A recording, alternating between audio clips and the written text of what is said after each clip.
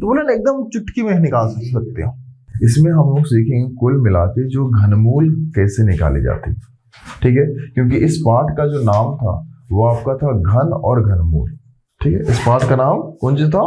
घन और घनमूल। तो अभी तक हम लोग निकालने के लिए सीखे घन क्या होती है, ठीक है। चलिए हल्का सा आपको बतला दे रहे हैं, ध्यान दे आप। पहले हम लोग जो सीखे थे वो किनके बारे में सीखे थे? घन के बारे में।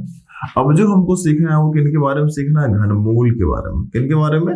घनमूल के बारे में, ठीक है। याद करो कि आज से कुछ महीना पहले हम लोग सीखे थे, एक सीखे थे वर्ग के बारे में और एक हम लोग सीखे थे वर्गमूल के बारे में, ठीक है। किनके बारे में?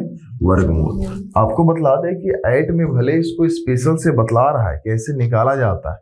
अब इसके बाद में जब आप गणित को बनाइएगा ना तो क्वेश्चन में अचानक बीचों बीच आ जाएगा ये सब बनाने के लिए, ठीक है। तो उस सब का इस्तेमाल अब हम लोग करेंगे। जैसे कि याद करो कि क्लास 4-5 में भागा गुन्ना एक पार्ट होता था, सिर्फ उसमें भागा ही रहती थी, सिर्फ उसमें क्या रहता था? गुन्ना ही रहता था। लेकिन क्या अब उस प्रकार से आती है क्या? नहीं, अचानक कहीं पर भी भागा करने बोल देगा, अचानक कहीं पर भी कुछ भी करने बोल देगा। तो जो बातें हम लोग पीछे पढ़ते हैं सबका इस्तेमाल आगे जाके होती है, ठीक है। इसलिए जो भी चीज पढ़ रहे हो उसको कॉन्सेप्ट वाइज पढ़ो।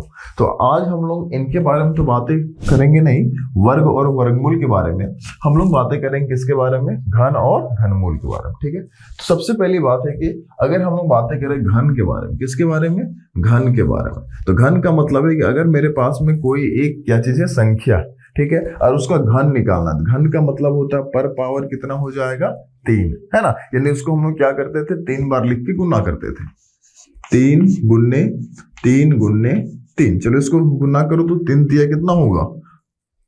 9। फिर उसको अगले के साथ करेंगे कितना हो जाएगा? 27। अगर उसी प्रकार से आपके पास कितना आ गया? 8 का घन आ गया। कितना घन आ गया है? 8 का घन। कितना का? 8 का। तो 8 का जो घन है यहाँ पर ध्यान दो, क्या करेंगे? 8 को हम कितना बार लिख के गुना करते थे? 3 बार। अब 8 का जो घन होती है कितना होती है?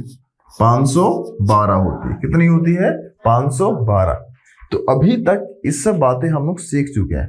अब क्वेश्चन ऐसे आएगा कि आपके पास में आ गया कितना आ गया? 729। अब बतलाना 729 कौन ऐसी संख्या है जो 3 बार लिख के गुना करेंगे तो कितना आएगा?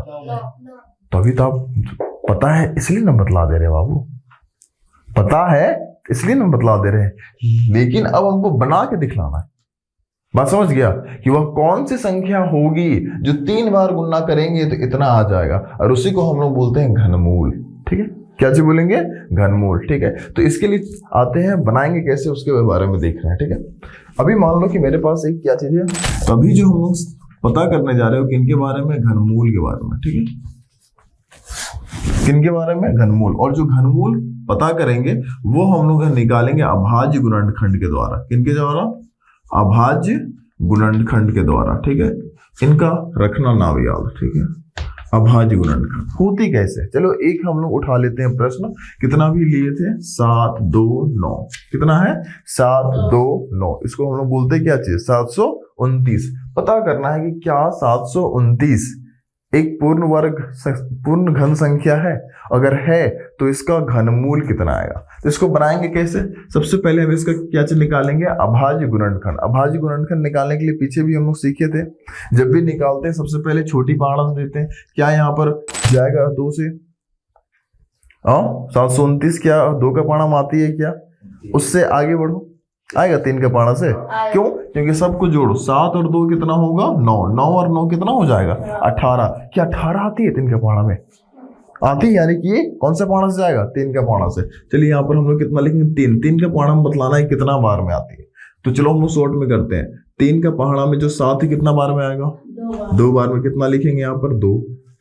कितना बच गया यहाँ पर? 1 बचा। 1 और 2 कितना हो गया? 12। 3 का पहाड़ा में क्या 12 आती है? आती है कितना बार में? 4 बार में। 3 का पहाड़ा में जो बगल में 9 है वो क्या आती है क्या? कितना बार में? 3 बार में। अब बतलाओ यहाँ पर 2 4 6 कौन सा पहाड़ा में जाएगा?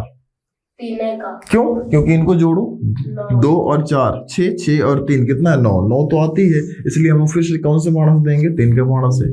3 का पहाड़ा में क्या आती है? 24 आती है कितना बार में? 8 बार में। और 3 का पहाड़ा में 3 1 बार में। फिर से ये कौन सा पहाड़ा से जाएगा? 3 का पहाड़ा से, 3 का पहाड़ा 8 आती है क्या?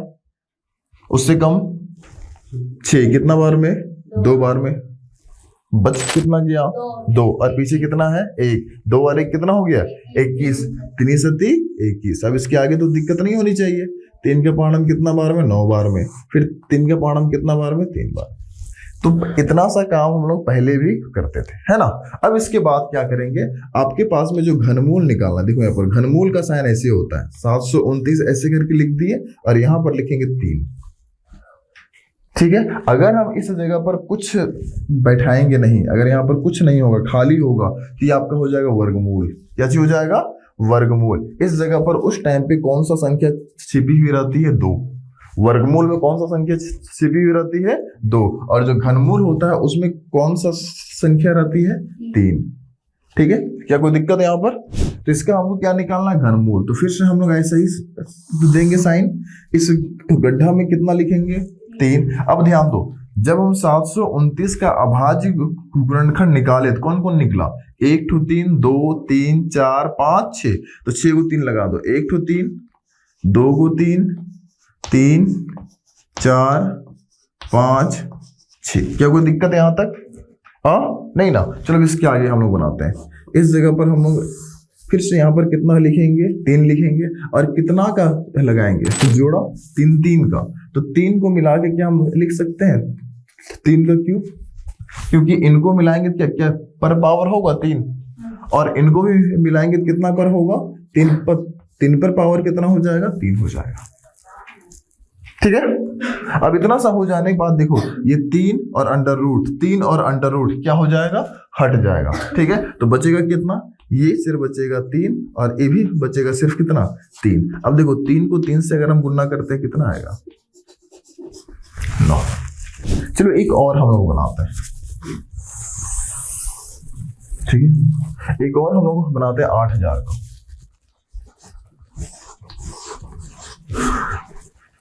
कितना का बनाते हैं? क्या 8000 का घनमूल होती है? कितना? 20। हम लोग को मालूम है, लेकिन करके देखते क्या 20 आती है इसी में मेथड से। तो सबसे पहले फिर से हम लोग इससे क्या चीज निकालेंगे? अभाज्य गुणनखंड। कितना से देंगे? 2 से कितना आ जाएगा? 4000। कितना आएगा? 4000। फिर देंगे कितना से? 2 से। कितना हो जाएगा? 2000 आएगा, ठीक है। फिर कितना से देंगे बाबू? 2 से। कितना होगा? 1000। फिर कितना से देंगे? 2 से कितना हो जाएगा? 500। फिर कितना से देंगे? 2 से कितना हो जाएगा? 250। फिर कितना से देंगे? 125 हो जाएगा। अब ये 125 कितना? 5 से जाएगा जी। कितना बार? 25 बार में।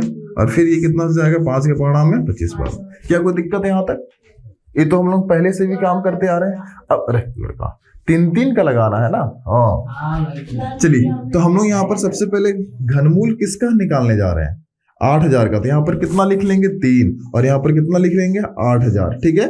बराबर फिर से ऐसा ही साइन देंगे हम, और यहाँ पर कितना लिख देंगे? 3। अब यही 8000 को जब अभाज्य गुणनखंड निकाले तो जो जो संख्या है सबको यहाँ पर उतार देंगे, ठीक है।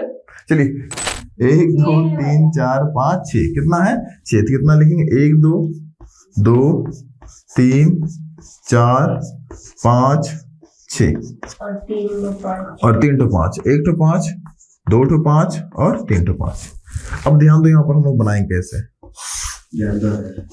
बोलो कितना कितना का बनाएंगे? 3 का। क्या मिल गया कि बाकी है? मिल गया। इनके बदले में कितना लिखेंगे? 2 पर पावर कितना हो जाएगा? क्यूब। इनके बदले में कितना लिखेंगे? 2 पर पावर कितना हो जाएगा? क्यूब। और इनके बदले में कितना लिखेंगे? 5 पर पावर कितना हो जाएगा? होगा क्यूब। अब ध्यान दो, ये 3 और ये 3, ये 3 ये 3 ये 3 ये 3 हट जाएगा, सिर्फ बचेगा ना संख्या कितना? 2 गुने 2 गुने 5। चलो गुना करो। 2 दूनी 4 बचे। क्या आंसर है? 20। तो ऐसे करके हम लोग निकालते क्या चाहिए? घनमूल, ठीक है। अभी जो हम लोग पता कर रहे थे वो किसके बारे में? घनमूल निकालने के लिए, ठीक है। तो घनमूल पता करने का जो सबसे पहला विधि पढ़े हम लोग, कौन सा विधि? अभाज्य गुणनखंड विधि। कौन सा था? अभाज्य गुणनखंड विधि। मतलब समझा? खुलासा करो, उसके बाद मिलाओ, मिलता है तो फिर काम करो। ये हल्का सा दिक्कत वाली बात है। अच्छा, इसका कोई और विधि है क्या जहां से हम आसानी से बना सकते हैं?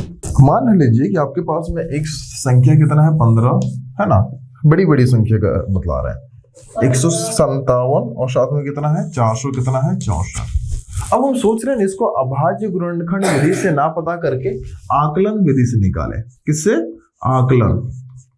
आकलन विधि में होती क्या चीज है कि आप फटाक से बना सकते हैं, ठीक है, आपको ज्यादा की जो वक्त लगेगी वो लगती नहीं है।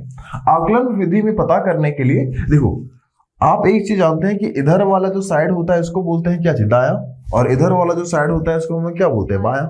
तो यानी कि कौन सा साइड से? तो दायां साइड से कितना का लगाना है जोड़ा? 3 का जोड़ा लगाना है। तो बच गया कितना? इधर भी बच गया 3। क्या कोई दिक्कत?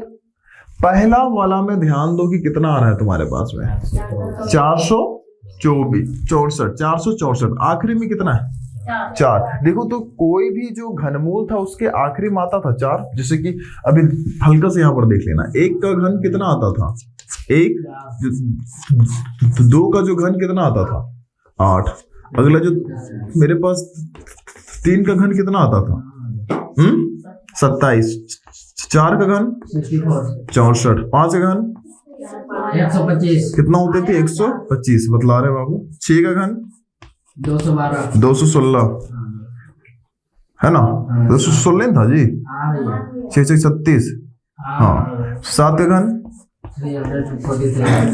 343, 8 का घन 512 कितना हो जाएगा 512, ठीक है, 9 का घन 729 जी हाँ, और 10 का घन 1000 लड़का कितना हो जाएगा 1000। अब ध्यान दो आपको कौन सी बातों पर ध्यान देना है। अभी हम तुमको क्या बतलाएं कि पहले जो भी संख्या मिल जाए, खास करके बड़ी बड़ी जो संख्या हो, तो पीछे से हम लोग कितना का पेयर लगाते हैं 3 का। पीछे से कितना का पेयर लगाएंगे 3 का। लग गया पेयर। अब ध्यान दो मेरे पास में कितना आ गया 464 आया पीछे वाला। अब ध्यान दो इकाई से संख्या कितनी है 4। अब देखो कहीं पर आती है 4 पीछे तरफ, हाँ किसका घनमूल है 4 का घनमूल है, तो इसकी जगह पर हम लोग कितना उतारेंगे 4। क्या कोई दिक्कत यहां तक? नहीं। अब हम लोग आते हैं आगे कितना आपके पास 157 कितना है 157। देखो तो घनमूल में कहीं पर आता है 157 कहीं पर है।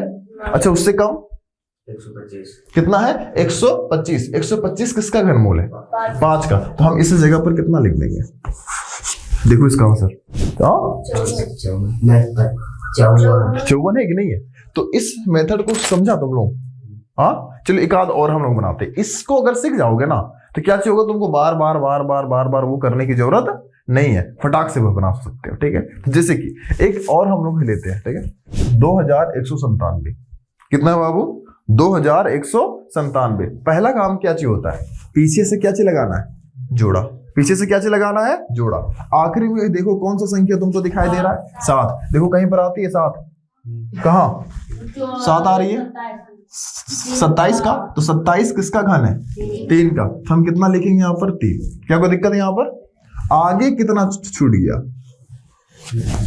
2, ओनली फॉर कितना छूट गया 2। क्या 2 का घनमूल कहाँ? अरे घनमूल में 2 आता है क्या? स्पेशल अकेला 2 यहाँ 1 आता है, 8 आता है, 27 आता है, 64 2 आती है क्या? तो 2 से कम कितना आता है 1 किसका घन है 1 का। तो हम लोग आगे कितना लिखेंगे 1। बात क्या समझ में आ रही है? चलो आप लोग एक हमको बना के दिखलाएगा फटाक से, ठीक है 1728 का कैसे हम लोग निकाले। सबसे पहले पीछे से क्या चीज लगाना है 3 का जोड़ा लगा दिए। पीछे कौन सी संख्या दिखाई दे रही है 8। देखो किनका घन है किसका है 2 का। तो हम लोग कितना लिखेंगे यहाँ पर 2। क्या कोई दिक्कत? बच कितना गया यहाँ पर 1। क्या 1 का घनमूल आती है? एकदम आती है। 1 का घनमूल कितना होता है 1 आता है। आंसर कितना हो जाएगा? आपको ज्यादा करने की जरूरत भी नहीं है। चलो इसमें से हम लोग एक बड़ा में लेते हैं, ठीक है 6859। पीछे से सबसे पहले क्या चीज लगाएंगे 3 का जोड़ा। आखिरी में कितना दिखाई दे रहा है 9। देखो आखिरी में 9 किनके पास है कितना में 729 में 729 में 9 है ना जी। तो 9 किसका वर्ग है। तो हम लोग यहाँ पर कितना लिखेंगे 9। क्या लिखेंगे कि नहीं लिखेंगे? अब यहाँ पर ध्यान दो, आगे कितना छूट गया है? 6। कितना छूट गया है? 6। घनमूल में आती है क्या 6? हाँ नहीं, अरे 1 आता है, 8 आता है, 6 कहाँ आया? ध्यान दो यहाँ पर, सबसे बड़ी बात है इसमें कुछ और बात बोलता है, और इसमें जो आगे वाली संख्या उसमें कुछ और ही बात है यहाँ पर। ठीक है, तो यहाँ पर ध्यान दो कि क्या 6 आती है क्या? नहीं, तो 6 से कम कितना आ रहा है? 1 का घनमूल कितना है? तो हम लोग कितना लिखेंगे आगे? 19 का 5832। इसको बनाओ आकलन विधि। इसको सीख गया ना तो उतना बड़ा विधि करने की जरूरत नहीं, क्योंकि आपके पास ऑब्जेक्टिव आएगा। ठीक है, वहां पर बना के थोड़ी दिखलाना है हमको जी। चलिए किन से बना नहीं है, हाथ तो उठाना। किनका आंसर नहीं है? इसका आंसर आएगा 18 आएगा। आशा आपसे बना नहीं? आपसे जी? खुशी? अनुराग? 18 आ गया, बाकी बात उधर।